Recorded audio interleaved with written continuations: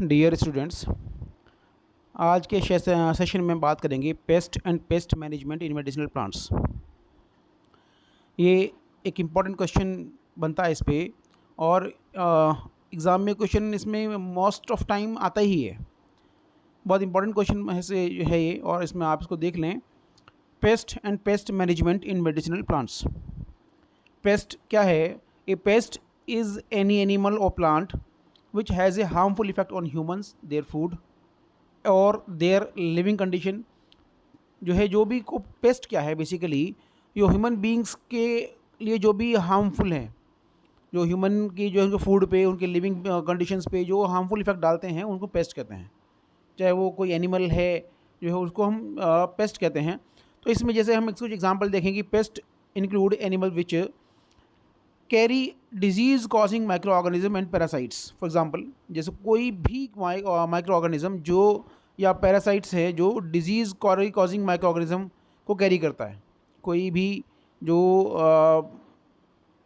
Animal हो गया, कोई भी पेस्ट हो गया जो है, जो डिजीज़ कॉजिंग माइक्रो ऑर्गेनिज्म और पैरासाइट को कैरी करता है, उसको हम पेस्ट कहते हैं। जैसे कि mosquitoes which carry rows river virus and मुरे वैली इंसेफेलाइटिस, ये वायरसेस को कैरी करते हैं जिससे बीमारियां पैदा होती हैं, इनको भी हम पेस्ट कहते हैं। Second, attack and eat vegetable and cereal crops.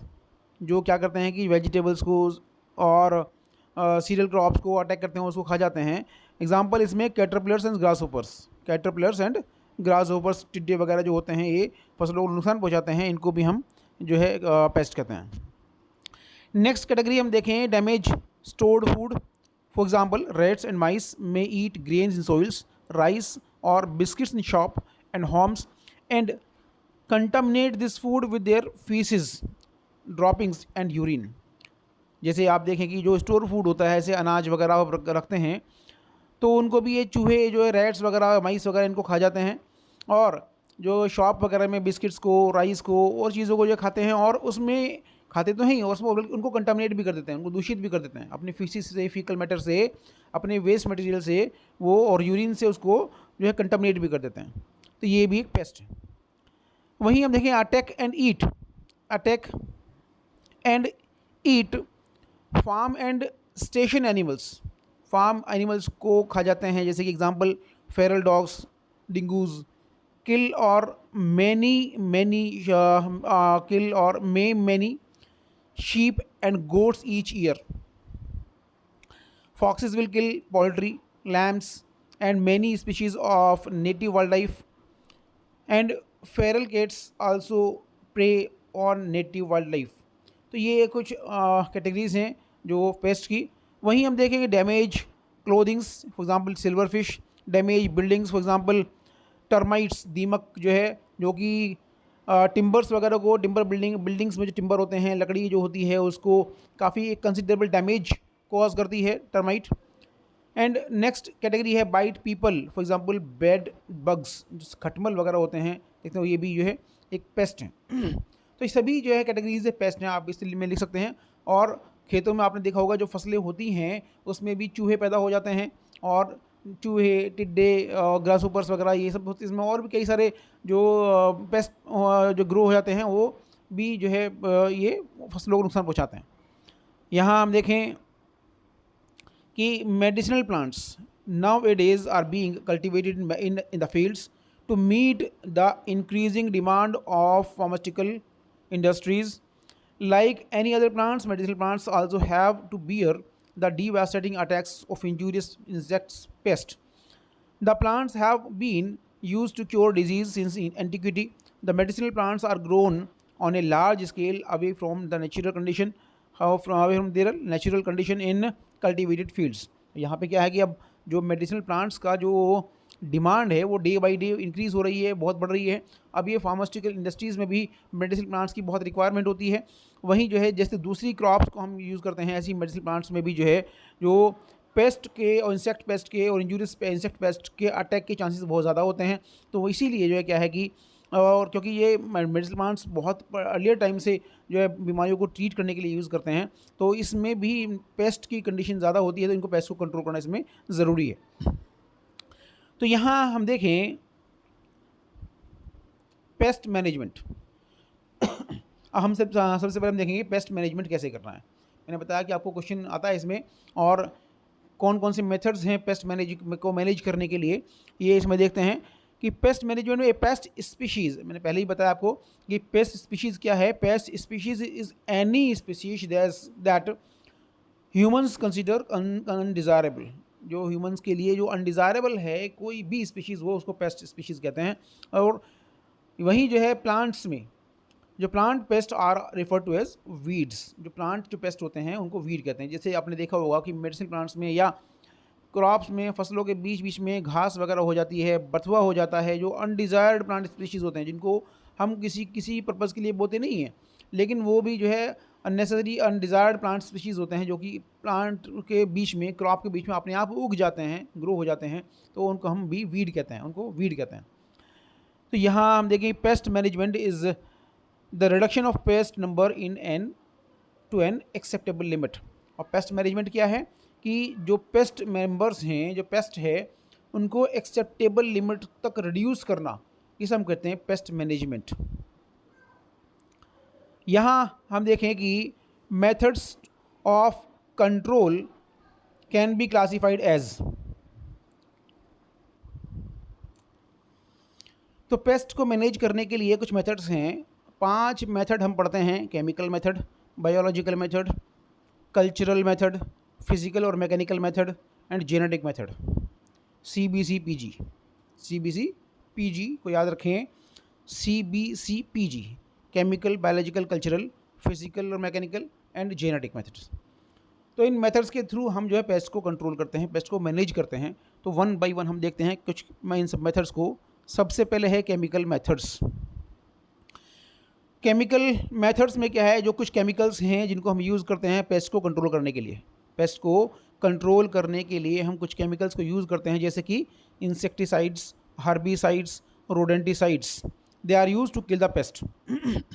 These chemicals can be broad spectrum और नैरो स्पेक्ट्रम। ये ब्रॉड स्पेक्ट्रम भी हो सकते हैं कि नॉन सेलेक्टिव। आप इसको यूज़ करेंगे तो मोस्ट ऑफ द पेस्ट जो है वो भी डिस्ट्रॉय या किल हो जाएंगी।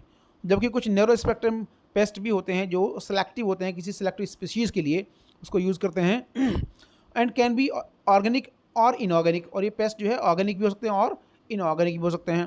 Chemicals use to reduce pest can act as nerve toxins for insects and mammals and growth regulators और इनिबिटर्स। जो केमिकल्स यूज़ करते हैं पेस्ट कंट्रोल करने के लिए, तो बेसिकली क्या होते हैं, नर्वाइन टॉक्सिन होते हैं, नर्व टॉक्सिन होते हैं इंसेक्ट्स और मैमल्स के लिए। और इससे क्या होता है कि जो ये ग्रोथ को रेगुलेट करते हैं या उसको इनिबिट करते हैं। Chemicals can affect the pest by releasing pheromones to disrupt breeding behaviour and interfere with mating. और कुछ केमिकल्स क्या होते हैं कि ये फेरोमोन्स को रिलीज़ करते हैं। कुछ केमिकल्स जो हैं जो फेरोमोपेस्ट को अफेक्ट कैसे करते हैं कि वो फेरोमोन्स रिलीज़ करते हैं। फेरोमोन्स क्या होते हैं कि ब्रीडिंग बिहेवियर को डिस्टर्ब कर देते हैं and interfere with mating. Chemical pesticides are often toxic and to non-target organism including the pest natural enemies। जो केमिकल पेस्टिसाइड्स हैं वो जो है नॉन टारगेट ऑर्गेनिजम्स के लिए भी टॉक्सिक होते हैं और जो पेस्ट के नेचुरल एनिमीज़ के लिए भी टॉक्सिक होते हैं। यहीं हम देखें, हालांकि पेस्ट के नेचुरल एनिमीज़ क्या हैं हम आगे पढ़ेंगे, बहुत इंपॉर्टेंट टर्म है ये भी। तो these chemicals can persist in the environment affecting water supply, soil productivity and air quality and can be biomagnified in the food chain. Inappropriate use of pesticide can result in target pest resurgence from killing of natural enemies। यहाँ हालांकि इसका नुकसान क्या है कि chemicals जो हम use करते हैं एज ए पेस्टिसाइड, तो वो क्या करते हैं, वाटर सप्लाई को भी अफेक्ट करते हैं, इन्वायरमेंट को भी पॉल्यूट करते हैं वो। और ये क्या है कि बाद में सॉइल की प्रोडक्टिविटी को भी अफेक्ट करते हैं, सॉइल को भी फर्टिलिटी को भी इफेक्ट करते हैं, और ये बाद में कि क्रॉप्स के अंदर भी रह जाते हैं। इसलिए हमें क्या करना होता है कि इन पेस्टिसाइड रेजिड्यू को निकालते हैं जिससे कि कोई इससे टॉक्सिक इफेक्ट ना हो। इनका एक पेस्ट को तो कंट्रोल करते हैं, लेकिन जो है ये जो है हार्मफुल भी होते हैं, नुकसानदायक भी होते हैं क्रॉप्स के लिए। लेकिन ये एक मेथड है, केमिकल मेथड है जिसमें हम इसको यूज़ करते हैं फॉर पेस्ट मैनेजमेंट। देन हम देखें दूसरा मेथड है बायोलॉजिकल मेथड।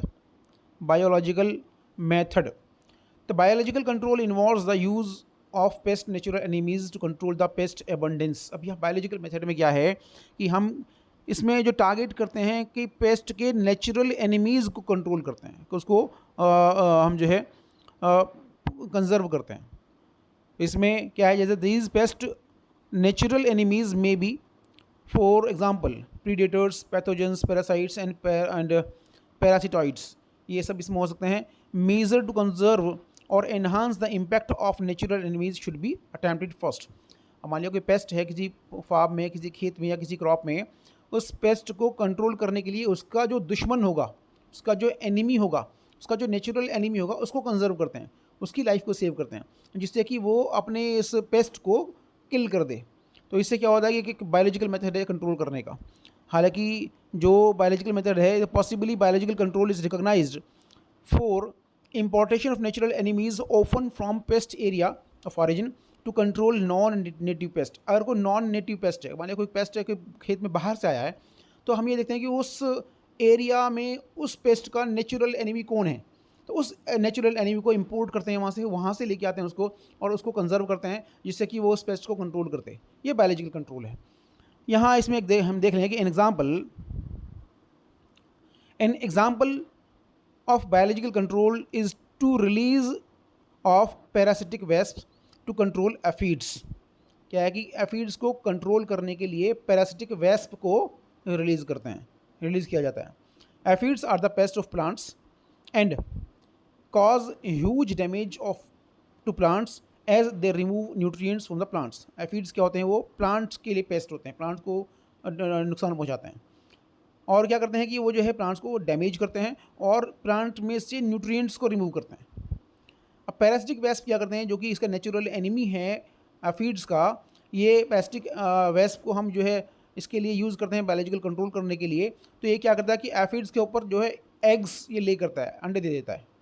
तो the aphids die when the eggs come out and the young wasps start to grow। in this way the aphid population is decreased quickly। जैसे ही अंडे में से वो के ऊपर वो दे देते हैं एफिड्स के ऊपर, और जो जैसे ही वो एफिड्स निकलते हैं तो वो डाई हो जाते हैं, और जो है इस तरीके से क्या है कि एफिड पॉपुलेशन जो है वो क्विकली डिक्रीज़ होती है, ख़त्म हो जाती है। फिर ये है biological method. Third, cultural method. Cultural method की हम बात करें तो crops are often monoculture consisting of a single crop species. Culture जो क्रॉप्स जो होती हैं वो मोनोकल्चर होती हैं, एक टाइम में एक ही क्रॉप होती है। तो क्या कि which creates a homogeneous habitat often lacking की रिक्वायरमेंट ऑफ नेचुरल एनिमीज दस फेवरिंग पेस्ट स्पीशीज़। अब यह क्या है, क्योंकि एक सेम मोनोकल्चर है तो क्या होता है कि उसमें कि एक टाइप के पेस्ट को एक फेवरेबल कंडीशन मिल जाती हैं, वो आराम से में रहते हैं। तो यहाँ हम हालांकि जो कल्चरल कंट्रोल है वो ओल्डेस्ट मेथड है और मैनेज करने के लिए, और इसमें हम देखें कि एग्जांपल्स देखें तो example of cultural practices that encourage natural enemies and discourage paste persistence include intercropping multiple crops in the same field to make it more difficult for pests to find host plant। तो यहाँ एक best method क्या है, cultural method में क्या use करते हैं कि इंटरक्रॉपिंग हम करते हैं। कोई क्रॉप होती है तो उसके बीच बीच में दूसरी फसलें भी उसमें लगा देते हैं, दूसरे प्लांट्स भी उसमें सो कर देते हैं, और उससे क्या होता है कि पेस्ट को एक जो है अपने होस्ट प्लांट को फाइंड आउट करना थोड़ा डिफिकल्ट होता है। इसलिए जो है पेस्ट जो है वो होस्ट प्लांट को फाइंड आउट नहीं कर पाता है, और उस केस में ये पेस्ट वहाँ पे स्टे नहीं करता है। तो यहाँ पे जो है नेक्स्ट हम देखेंगे the goal of cultural control. Cultural control का गोल क्या है, is to make the crop environment less suitable for insect pest. क्या है कि हम इंटरक्रॉपिंग करेंगे इसमें, तो क्या होगा कि जो इंसेक्ट पेस्ट है उसके लिए उसका जो इन्वायरमेंट है वो लेस सुटेबल होता है। And cultural control technique are most effective when the target insect pest have few suitable host plant, do not disperse far or frequently and or have complex nutritional or environmental requirements during their life cycle. तो ये cultural control है जो है pest management का। We are studying about the pest management. Next हम देखते हैं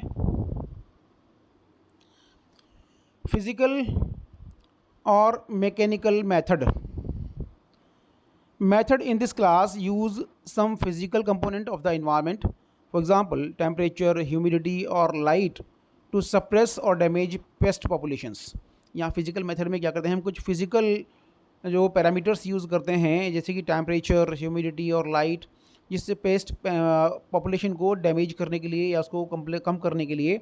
तो some examples of physical and mechanical pest control are tillage, flaming, flooding, soil solarisation and soil heating, row covers and traps. ये सारे कुछ methods हैं, mechanical methods हैं.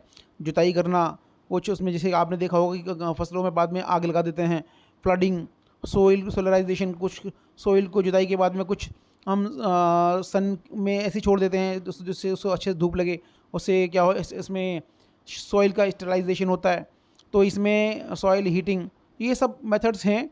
हम देखें इसमें जैसे कि tillage can help minimising damage from soil dwelling insect by directly killing the insect, exposing insects to predation by birds or other predators, and by helping the plant grow more rapidly.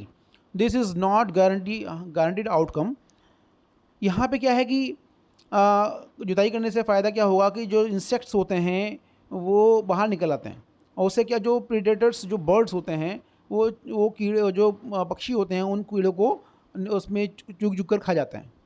तो ये एक method है tillage जो है control करने के लिए paste को.